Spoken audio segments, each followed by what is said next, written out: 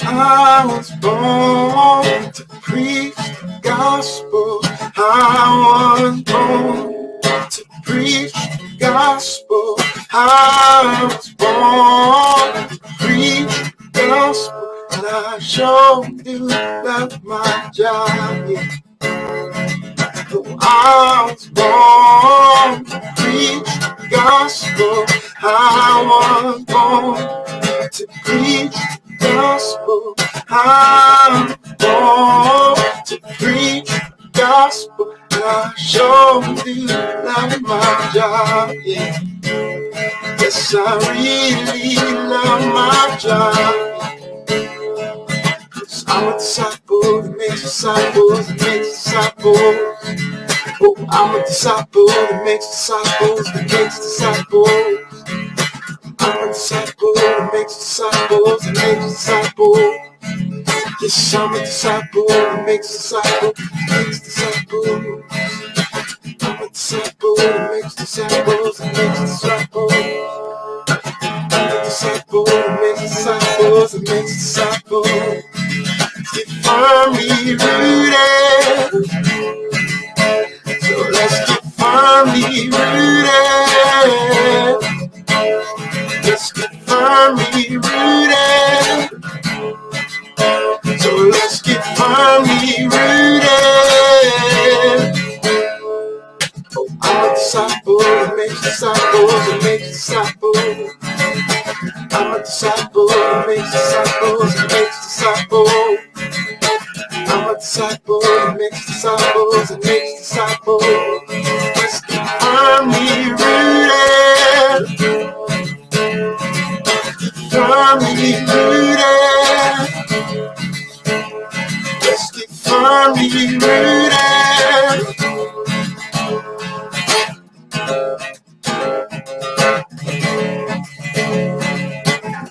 Yeshua, Yeshua, Yeshua, Yeshua, Yeshua, Yeshua.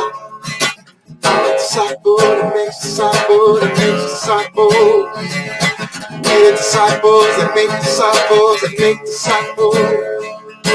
We are disciples that make disciples that make disciples. We are disciples that make disciples that make disciples. Let's keep firmly rooted. Firmly rooted.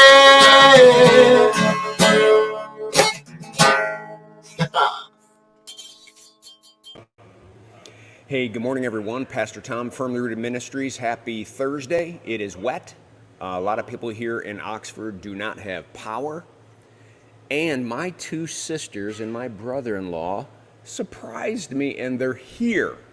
All right. Let's see who else is on board. We got people coming in. There's Emily and Abby. Steve Giroux, Dave Donnelly. Hey, Dave Donnelly. Colleen and Trish Donnelly and, well, Cleland and Flannery are here in Michigan. They say hi. Brian Vlaming, good morning. Vivian Davis, good morning. Cindy Siebert, good morning. Diane Giroux, good morning. Pamela C. Wow, we got a lot of people on. Good morning. Bert Reggiani, good morning. Nikki, good morning. Jackie Matus, good morning. Diane Giroux, Anne Marie, Ava Thompson. All right. Wow. Good to have you all. Excited that my sisters and my brother-in-law are here. Remember what we're reading in Matthew chapter 10 is red lettered. This is Jesus talking. And so I'm beginning to realize that when Jesus talks, you have to make sure which kingdom you're thinking from. Listen to what he says. Whoever acknowledges me before men, I will also acknowledge them before my Father. Two kingdoms. Whoever acknowledges me in the kingdom of this world, I will acknowledge them in my Father's kingdom. But whoever disowns me before men, whoever fails to do that, I will disown him before my Father in heaven. He says, do not suppose that I've come to bring peace to the earth. I did not come to bring peace, but a sword. Well, wait a minute. When you were born, Jesus, didn't the angels say peace on earth? Understand that peace only resides in his kingdom. Just look at the world right now. just look at society right now. It doesn't matter what anybody does, there is no peace. But a Christian can have peace even while society is going to hell in a handbasket. We can have peace because there's a reality in a different kingdom that's different than the one that we're in. This one's flailing, wanting control, trying to figure stuff out, where the God of the universe says, I'm in control, you're my sons and daughters, stay close to me, right? So Jesus is not saying he came to make wars. What's going to happen is there's going to be a division between the two kingdoms. Hence, we're going to be persecuted. We're going to be exposed. We're going to be ridiculed because the kingdom of this world doesn't understand our kingdom perspective. They don't have it. Hence, our job is to go out, like earlier in chapter 10, and share the news of what?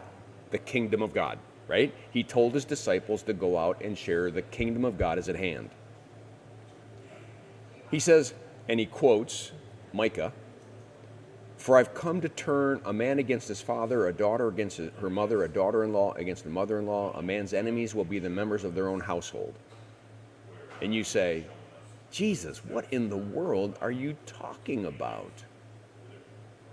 Well, let me tell you what happened in what does happen in communist China, or what took place 40 years ago in communist Russia. Children were brainwashed to turn in their parents. If they were Christian, if they were practicing the Christian faith, if they were underground living out their Christian faith, they were trained to turn them in because religion was the opiate of society. You got to kill religion. So don't think that Jesus he's not saying I'm kind of created. He's saying it's going to happen. When my kingdom touches this earth, this is what is going to happen. So hence he says, listen, because of that, anyone who loves his father or mother more than me is not worthy of me. Anyone who loves a son or daughter more than me is not worthy of me. What he's saying is if you change your whole worldview and your whole perspective in order to keep a relationship in the kingdom of this world, what you're going to do is sever yourself from the one that matters. He's not saying go hate your mom. It's not what he's trying to say. And this stuff will get very misunderstood if we're not interpreting it from the right kingdom's perspective. Then he finally says, anyone who does not take up his cross and follow me. How do you like those words? Right? He's telling us that living out this Christian faith oftentimes is going to be like picking up a cross. What is the idea of the cross? Sacrifice. Jesus sacrificed himself. He was innocent and he sacrificed himself on our behalf. We as sons and daughters of the King of Kings and the Lord of Lords will have to sacrifice things in the kingdom of this world in order to fulfill what we need to in his kingdom. We're going to face sacrifice. Some of that might be forced upon us, some of that might be willing, but we're going to sacrifice. So anyone who does not take up his cross and follow me is not worthy of me. And then finally, whoever finds his life will lose it. And whoever loses his life for my sake will find it. Whoever finds his life will lose it. What do you do with a phrase like that? Ask yourself, how does Jesus see it? From God's kingdom's perspective, listen, from God's kingdom perspective, he is saying, if you are in the kingdom of this world, you have to die to this kingdom and you have to die to your old nature because something new needs to be reborn. Hence he says a grain of wheat falls to the ground and it dies, but when it dies, it grows up and becomes a plant, right? He says, same with you and me. We have to die in order to live. We have to kill the old nature in us and die to it and know that Jesus bore all of that so that we might have the freedom of his grace and the freedom of his mercy and that love and forgiveness. We're going to hit the rest of chapter 10, not tomorrow because Aaron's going to do it tomorrow. So Monday, we'll finish up chapter 10 on Monday. I hope that going through it this way is helping you understand maybe a little better how sometimes when you're reading the red letters, you kind of scratch your head. And it's because we're trying to understand them from an earthly kingdom's perspective. And the whole invitation of Matthew is stop seeing it that way. You have to see it from my perspective. And hence, how we looked at it today. I hope that this devotion was a blessing to you. Have a great day. Make it a firmly rooted day. And may someone see Jesus in us today. Peace.